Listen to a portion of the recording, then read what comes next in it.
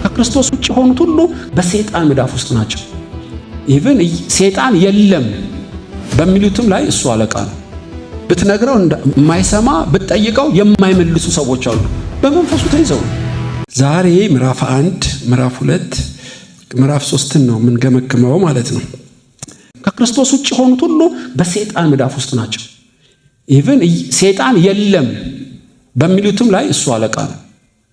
ወይ በእግዚአብሔር መዳፍ ውስጥ መንፈስ ውስጥ ናቸው፣ ወይ በሰይጣን መዳፍ ውስጥ መንፈስ ውስጥ ናቸው። ሶስተኛ ወገን የለም። ኒውትራል መሆን አይቻልም ማለት ነው። ጳውሎስ ስለዚህ ነው ይህንን በግልጥ የተናገረው። የዚህ ዓለም ገዢ ልቦናቸውን አሳውሮታል፣ ፈቃዱንም ያደርጋሉ። እኛ ግን እያለ ስለራሱ ይቀጥላል። አንተ ዲዳና ደንቆሮ መንፈስ ውጣ ይለዋል። ብትነግረው የማይሰማ ብትጠይቀው የማይመልሱ ሰዎች አሉ፣ በመንፈሱ ተይዘው። አይምሯቸው እኮ አልታመመም፣ ነገር ግን በሱ ቁጥጥር ስር ስላሉ የሚወዱትን ሊያደርጉ አይችሉም። አልፎ የተሰጡ ናቸው ማለት ነው።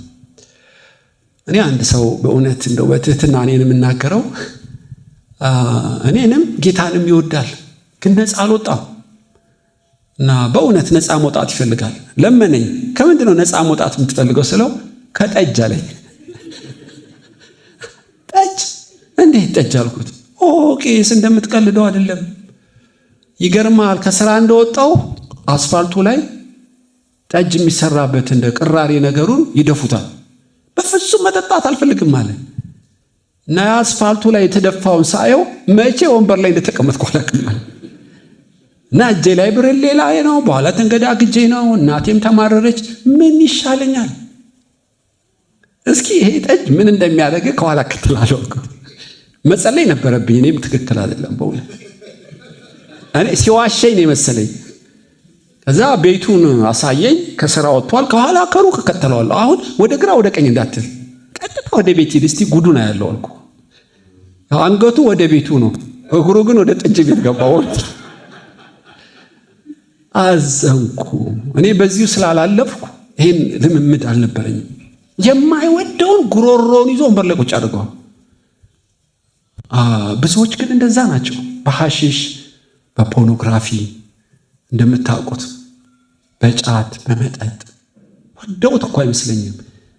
አንዳንዴ ይገደዳሉ፣ ተይዘዋል። እና የእውነት ብርሃን በተለይ ከበራላቸው በኋላ ተመልሰው ወደ ኋላ የተመለሱትን ለንስሐ መመለስ በጣም አስቸጋሪ ነው የሚለው ጳውሎስ። ስለዚህ ነው አንዳንዴ አልፎ ይሰጣሉ እና የማይወዱትን ሁሉ ያደርጋሉ። ቃኤል አንዱ እንዲህ ነው፣ ሳኦል እንዲህ ነው፣ ይሁዳም እንዲሁ ነው። አልፎ ከተሰጡ በኋላ የማይወዱትን የዚህ ዓለም ገዢ ያስደርጋቸዋል። እና ብዙ ምስጢር መናገር ይቻላል ስለሚቀረጽ ነው እንጂ። ስለዚህ በባቢሎን ግዛት ያሉት ሁሉ በናቡከደነጾር እጅ ናቸው፣ አልፎ የተሰጡ ናቸው። ባህሪያቸው እሱ ነው። የሚወዱትን አያደርጉም፣ የማይወዱትን ያደርጋሉ። እና ለመጣላቸው ለበላይ አለቃቸው ይገዛሉ።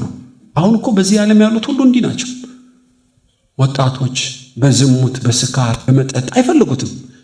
ነገር ግን ሳይፈልጉ ውስጡ ነፃ የሚያወጣቸው ኃይል ያስፈልጋል።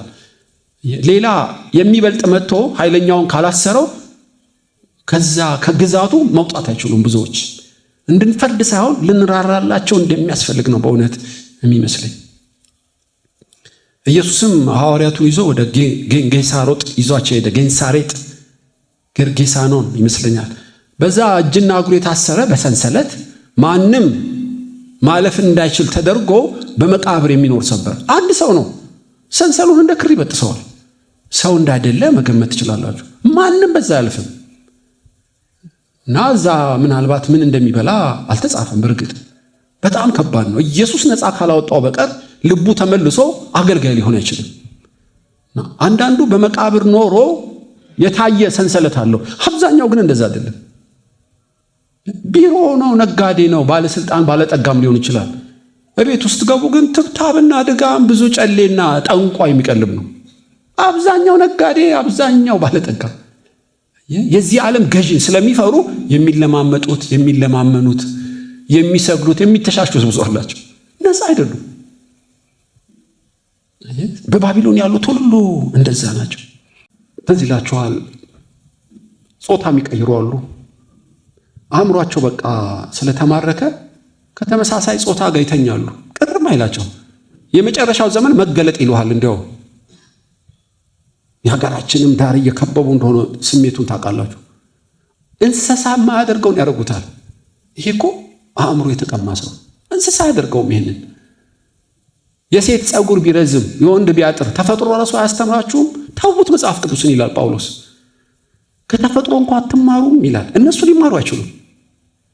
ባንዲራ ይዘው በየቀኑ ያከብሩታል። መንግስታት በህገ መንግስታቸው ላይ ፈቅደዋል። አታሙ አሁን ውሸት ይመስላል እኮ ነገር ግን የሰለጠኑ ሀገሮችን ወሮታል። እኔ በአይኔ በረቱ አይቻለሁ። ብቻ ወደ ውስጥ መግባት አይቻልም። በጣም ነው የምትደነግጡት፣ የምትሰቀቁት። በተለይ ከአፍሪካ እንደ ኢትዮጵያዊ ካለ ሀገር ውስጥ ብትሄዱ ትደነግጣላችሁ። ለነሱ ምናቸውም አይደለም። ስለዚህ በባቢሎን ያሉት በሙሉ በባቢሎን መንፈስ አይምሯቸው የተቀየረ አልፈው የተሰጡ ናቸው። አልፈው የተሰጡ ብቻ አይደለም፣ ማንነታቸው፣ አእምሯቸው፣ ድርጊታቸውን ሁሉ የተቀየረ ነው። ስለዚህ የሁለት ዜጎች ግብግብ ነው ታውቃላችሁ። የታላቁ ምስል የወርቁ የብረቱ የናሱና የሸክላ የብረቱ እና የድንጋዩ ግብግብ ነበረ፣ አሁንም አለ። አንድ ቀን ያቆማል። ለጥጃ አምላካችን ነው ብሎ ሰገዱለት። እንዴት ሊሆን ይችላል ማለት አንችልም። አሁን የባሰ ባይሆን ነው እና በሮሜ ላይ ግን ለማይረባ አእምሮ ስለተሰጡ ከግብፅ ያወጣህን አምላክ ብለው እነሱ ባቀለጡት ወርቅ ሲሰግዱለት ታያላችሁ። በባቢሎን በሴንቲንግ እነሱ በዱራ ሜዳ ለተሰራው ትልቁ ምስል ራሳቸውን የሰሩት 300,000 ሕዝብ ለጥ ብሎ ሰገደለት አምላክ ነህ ብሎ። ንጉሱም አወጀ ይህንን ለብረትና ለእንጨት አምላክ ነው ብሎ ሰገዱለት። እነሱን የሰሩት እኮ ራሳቸው። ይሄ አልፎ ከመሰጠት ውጭ ምንድን ነው? በጣም የታወቁ ይመስሏችኋል? ጃፓን ሄዳችሁ እያንዳንዱ ጃፓን በቦርሳው አምላክ አለው። በቦርሳው እኩል ብላችሁ በቦርሳ ይዞት ይዞራል። ምሳ ሰዓት ላይ አውጥቶ ይሰግድለታል። ህንድማ በወረፋ ተደርድሮልሃል። በጣም ብዙ ጣዖታት በእንጨት የተሰሩትን የረቀቁ እኮ ናቸው። አስደናቂ ሚሳኤል የሚሰሩ እስከ ጨረቃ የመነጠቁ ናቸው። ዞር ስትለው ራሱን መግዛት የማይችል ሰካራም ምናምንቴ የማይረባ ከንቱ ነገር ሲያደርጉ ታያላችሁ። ጠቢባንን ይላሉ፣ እጅግ ከጥበብ እንደራቁ ታያላችሁ።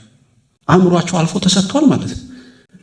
ይህ ነገር ዲግሪ በመጫንም መለኪያ አይደለም እና ለከንቱ አልፎ የተሰጠ ሰው አገር ሊመራ ይችላል።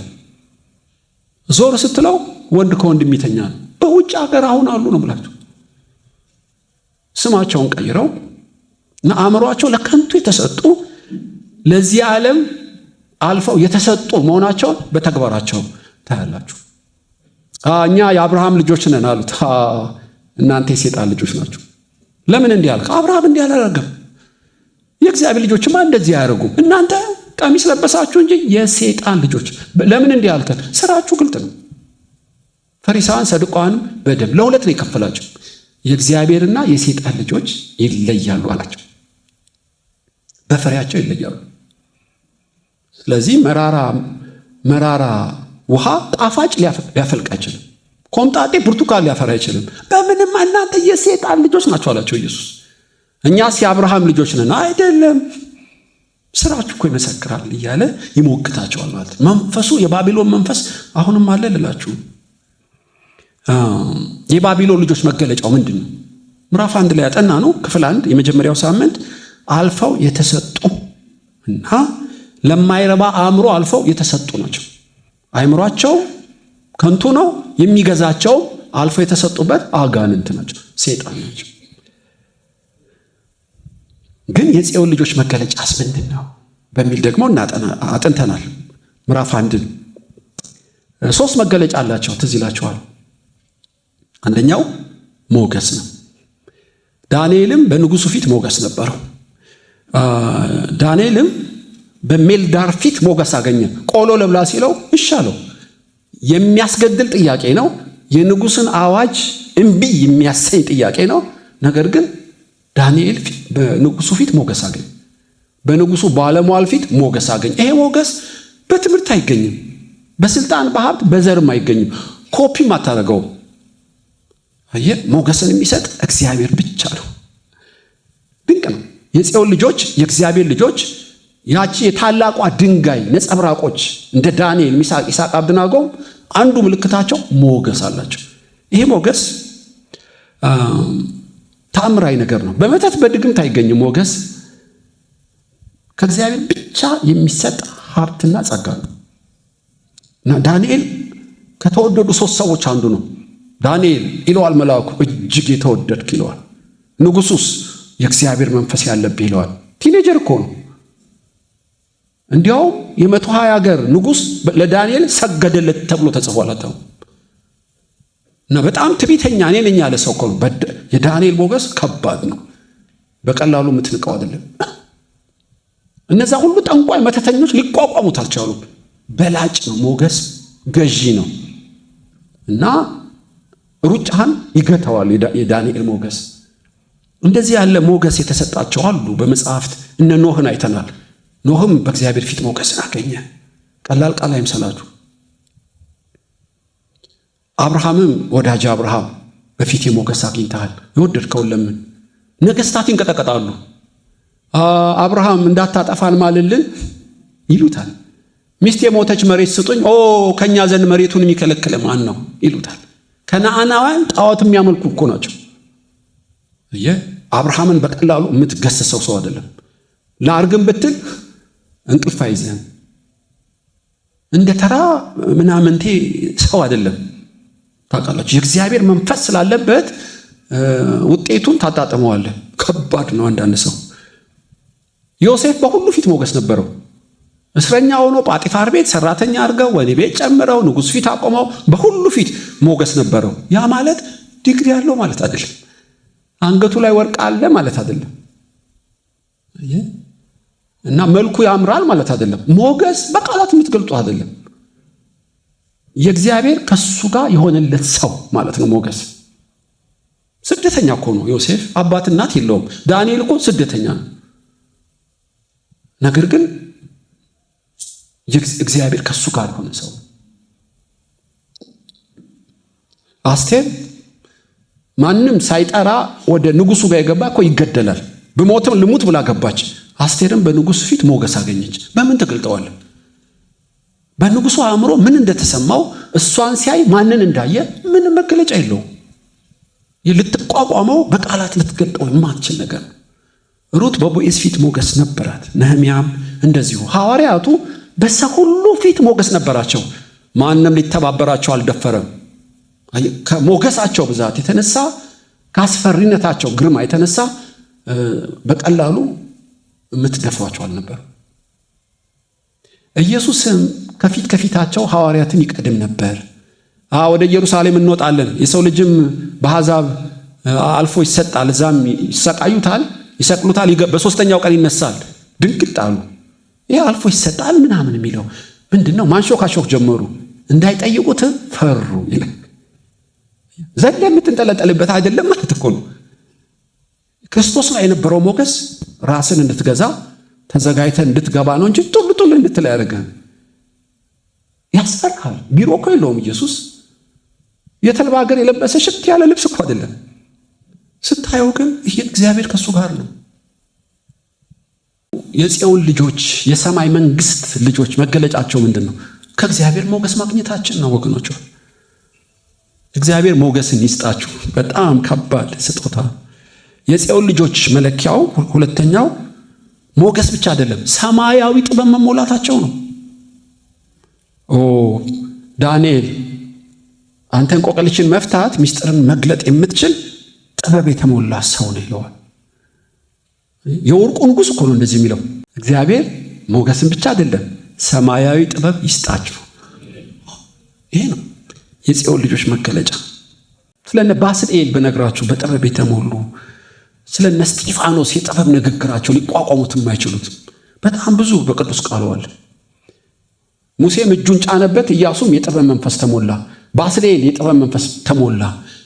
እነከሌ ያለ እጅ በመጫን ከእግዚአብሔር የሚሰጥ የጥበብ መንፈስ ሲሞሉ መልካቸው፣ ንግግርም፣ ጠቅላላ ህይወታቸው ይቀየራል። አንዴ ጥበብ መንፈስ ስትሞላ እግዚአብሔር እንደሚያይ ማየት ስለምትጀምር ኑሮ ይቀናልሃል እንደ ዳንኤል እና ገዥነት እየጨመረ ይመጣል። ስለዚህ የዚች ዓለም ልጆች አልፈው እየተሰጡ ከክፋት ወደ ክፋት ሲጨምሩ የእግዚአብሔር ልጆች በሞገስና በጥበብ ይጨምራሉ። ልዩነት አለው። ጥበብ በትክክለኛው ጊዜ በትክክለኛው ቦታ ትክክል ነገር ማድረግ ፍትህን የመበየን አቅም ነው። የእግዚአብሔር ልጆች ብቻ ነው ይሄ አቅም ያላቸው፣ ሌሎች አይችሉም። ሕግን ለመተርጎም ሕግን ለማስፈጸም ካባ ለብሰው እጅ ጭነው ምለው ፍትህ ለመበየን የተቀመጡ ዳኞች ጉቦ ይሰርቃሉ። ጥበብ የላቸውም። ጉቦ የሚያመጣው መዘዝ ያውቀው። ለጊዜው ብሩ ይገባለታል። ከእሳት ጋር ነው የሚገባለት። ከድሃም ባጋ ይገባለታል።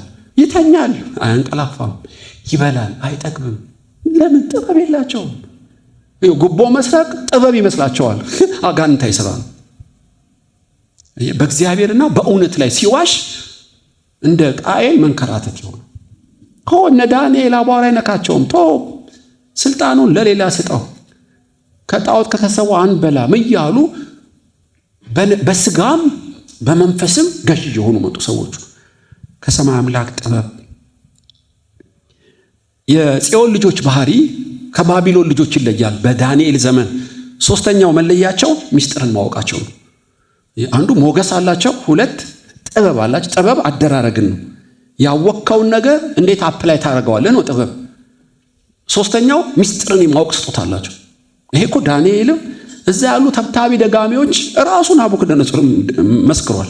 ቁጥር 17 ምዕራፍ 1 ላይ ምስጢርን የምትገልጥ ጥበብና እንቆቅልሽን ለመፍታት እንደምትችል አውቃለሁ። ስለዚህ የጽዮን ልጆች አንዱ ምልክቱ ሞገስ፣ ጥበብ ብቻ አይደለም፣ ምስጢርን የማወቅ ብጽዕናም የተፈቀደ ነው። ሐናና ሰጲራ ሳትሸጡት የናንተ ነው፣ ከሸጣችሁት በኋላ ለምን እግዚአብሔርን ተዋሻለህ? ማን ነገረው? መንፈስ ቅዱስ ነገረው። መዋሸት አትችልም። የኢዮርብዓም ሚስት ውጪ ቆመሽ ለምን ዊግ ጸጉር አድርገሻል? እኔ ግቢ ዘረዝርልሻለሁ። አይኑ እኮ የታወረግ ነው አኪያ። ያዕቆብም እጁን አስተላለፈ። ነው አባቴ ቀኝ እጅህን ታላቁ ላይ አርግ። ዮሴፍ አይኔ ቢታወርም ልቤ ብሩህ ነው፣ ሆም ብዬ ነው፣ እንደ ድሮ አይምሰልህ። እግዚአብሔር ባርከኝ ብዬው አይኖቼን ከከፈተ በኋላ ምስጢርን አውቃለሁ። ከጽዮን ተራራ ይልቅ ጽኑ ምስጢርን አውቃለሁ። ምስጢርን ያውቃሉ። አብርሃም ወዳጄ ካንተ ሰውራለሁ እንዴ? በቅርቡ ሰዶም ገሞራ ልጠፋ ነው። ሰዶም ገሞራ ውስጥ እኮ ሲሸሻጡ፣ ሲገዙ፣ ሲበሉ፣ ሲጠጡ ነበር። ምን እንደሚሆን አያውቁም። ወንድማችን አብርሃም ግን ነገ የሚሆነውን ያውቃል። በሰዶም ገሞራ በድኝ እሳት እንደምትገለበጥ ያውቃል። መብረቅ የለም፣ ነጎድጓድ እኮ የለም። አብርሃም ግን ያውቃል። ተራራ ላይ የማለደው ነገ የሚሆነውን በመገለጥ መንፈስ ስላወቀው። እነ ዮሐንስ በፍጥሞ ደሴት ይዘረዝርልሃል። ብዙ ነቢያቶች ነገስታት በቤተ መንግስት ቁጭ ብለው ያወሩትን ይሰሙታል። አይናቸው ተከፍቷል። የመገለጥ መንፈስ አላቸው። ይሄ ከየት ታመጣዋለህ? እግዚአብሔር ለልጆቹ የሚሰጠው ብጽዕና ነው። ታውቃላችሁ፣ ባለጠጋው ከሞት በኋላ እውነተኛ ብልጥግና አይኖረው የሚታወቀው ከሞት በኋላ ነው። አየህ። ስለዚህ ሰይጣን ሲሞት ማን እንደወሰደውም አልተጻፈም። አልዓዛር ግን መልአክ ወሰዱት ይላል። ተጀመረ ማለት ነው። ብራዘር እነዛ የጎተቱ ወሰዱታ። አብርሃም አባቴ ጓደኛዬ አልዓዛር ማረኝ፣ ኧረ እባክህ ባለጠጋ ትመስላለህ። ንስሐ የሚባል ሀብት እንኳን አታውቅም። ከሞት በፊት እኮ ነው ንስሐ። ትልቁን ኃይለኛውን ሀብት የለህም፣ እግዚአብሔርን ማወቅ የለህም። ከአምላክ ጋር ንስሐ ገብተህ አልታረክም። በሚጠፋ ጊዜ የማይጠፋውን ሕይወት ልትገዛ ነበር የሚገባው። ንስሐ በመግባት ተብነሸነሽክባት ምድር። የተፈጠርከው ቀይና ነጭ ልብስ ልትቀያጅር ነው እንዴ? በዋናነት እኮ ንስሐ እንድትገባ ነው ዕድሜ የተሰጠ። አሁን ንስሐ ከሞት በኋላ የለም። አዎ ወይኔ አልዓዛር በለጠኝ። ለካ እውነተኛ ብልጥግና ንስሐ ነው፣ እግዚአብሔርን ማወቅ ነው። እሺ አብርሃም አባቱ ይለምናለሁ፣ ያጠጣኝ አልልህም፣ ትንሽ ጠብ ውሃ፣ ኧረ እባክህ ጠብ። ለአልዓዛር ጠባቃል። ያልዘራውን ታጭዳለህ ሆይ? አንዴ ሱፍ አንዴ ምን እየቀየርክ? ልብስ መቀየር እኮ ኃጢአት አይደለም። ሲተርፍ ለወንድሜ አትልም እንዴ? ከሚያስፈልገው ውጪ ሁለት ያለውን አንድ አትሰጥም እንዴ? ቁም ሳጥን ስትከፍተው ሙሉ ያኛው ቁም ሳጥን ፎቅ ላይ ያለው ትንሽ እንኳን ሰጥተው እንጀራ መይሰጣው አንተ። ውሾች የሚበሉትን ይመኝ ነበር። የቀስ ብሎ ቁስል ስላለበት በዱላ አንዷን ቂጣ ሊስል ዋው ይሉታል። ውሾቹ እንኳን ያስቀምጡትም። አንተ እንደ ሰርከስ ትስቃለህ። ባይኖሩ ችግር የለውም። ሲተርፍ ጎተራ ታበዛለህ። ሪል ስቴት ነው ምንድን ነው? ኃጢአት አይደለም እኮ። ሼር ትገዛለህ፣ ምንም ኃጢአት አይደለም። ለሰዎች ትንሽ ሼር አታርግ እንዴ? ሁሉ ወደ ባንክ ነው እንዴ? ባንክ ኃጢአት ነው አላልኩም። በእውነት ሌባ በማይሰርቀው በሰማይ ግን አቤት። መካከለኛው ምስራቅ ቤንዝል ያላቸው አሁን ነው የምታዩት። ያ ሁሉ ነገር አያድንም። አንድ ሚሳኤል ብርግርግዱ ነው የሚያወጣው። ብትቀረቅረው ወርቅ ብታረገው። አየህ፣ ሌባ በማይሰርቀው በሰማይ ዳንኤል እግዚአብሔርን ያውቃል እኮ ምላችሁ እሱ ነው። ናቡከደነፆርስ ምድራዊ ነው፣ ከሞት የማይሻገር ነው። ያ ሁሉ ክብር የዚህ ዓለም ነው። መንፈሳዊነት እንዴት ይጨምራል? እግዚአብሔርን በማወቅ የማይጠፋውን በመለየት ዘላለማዊን በመረዳት ነው። የቅርቡን ሳይሆን የሩቁን ስታይ የልቦናቸው አይኖ በርቶ እንደ አብርሃም በእጅ ያልተሰራ ከተማ ስታይ፣ እንደ ሙሴ ከፈርዖን ልጅነት ከፈርዖን ጮማ ይልቅ መራብን ስትመርጥ፣ ሰማያዊ ነገር ሲገባ በፈቃድ መከራ ስለ ጽድቅ ትቀበላለህ። ሲገባ የፈርዖን ልጅ መባል እኮ እንደምሰብከው ቀላል አይደለም። ፈርዖን ሲሞት ቀጣይ ንጉስ ማለት ነው። ያኔ ግብጽ ደግሞ የዓለም አንደኛ ነች። የራሱ ጉዳይ አለ፣ ምንም ጥቅም የለውም ለካ። ከጮማ ይልቅ መራብ የሚል እኮ ጭድ እያወኩ መረገጥን ደስ እያለው። ለምን? ብዙ ብድራት እንዳለው ገብቶታልና።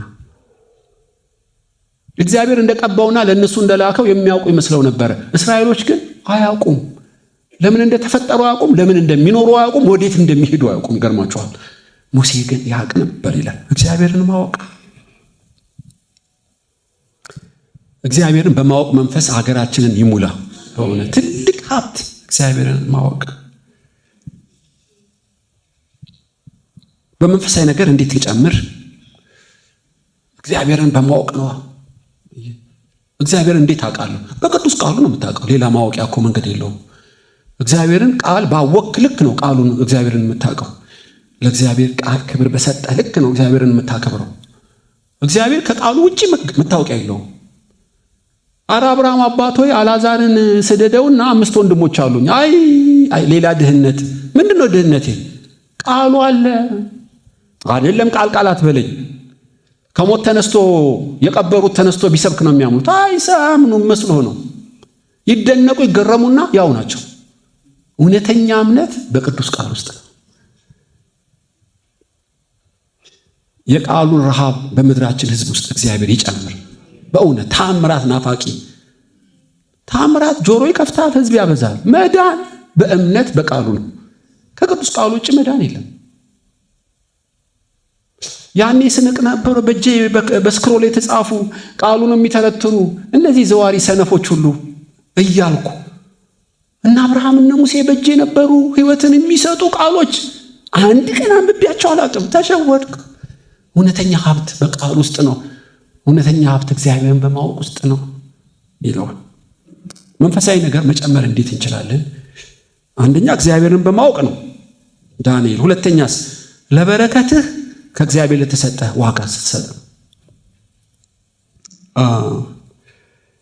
ይሄ አልኳችሁ ናቡከደነፆር እግዚአብሔርን አይወቅ እንጂ ከእግዚአብሔር ለተቀበለው ግን የሚሰጠው ቫልዩ በጣም የተደነቁት። ክርስቲያንን ብለን ከምንለው በላይ ለተቀበለው ነገር በጣም ጠንቃቃ ነው። እኔ ለብቻው አጠናዋለሁ ይህን ንጉሥ አልኩ። በእውነት እግዚአብሔር የመረጠውም ያለ ምክንያት አይመስለኝም። ህልም አለመ። ብዔልዜቡል ያሳየው እግዚአብሔር ያሳየው። ጠንቋዩ መተተኛ ቤል የሚባል የባቢሎን ጅኒውን ማን ምንም እውቀት የለውም። እግዚአብሔርን አያውቅም እንዳልኳችሁ።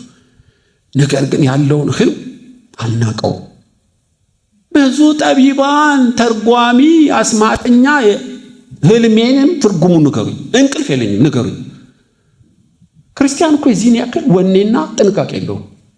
ለተገለጠለት ምንጩን ባያውቀውም የሚያከብር ሰው ነው። ህልሜን ንገሩኝ፣ እገላለሁ ካልነገራችሁ ያስገርመኛል። እኔ የሰጠው ቫልዩ ያስገርመኛል። ሰዎች እኮ አበደ አእምሮን ነቀለ ነው የሚሉት። ይሄ ሰውዬ ምንድን ነው የሚለው? ሁሉ እያለው አንድ ህልም አያላየ ተተረጎመ። ምን ትርጉም አለው? ከዚህ በላይ ምን ሊጨምር ነው? አይደለም፣ ህልሜን ተርጉሙልኝ። ከእግዚአብሔር እንደሆነ እየተነገረው የማይጽፍ የማይጠብቅ የሚያባክን እኮ ብዙ ክርስቲያን አለ ታውቃላችሁ።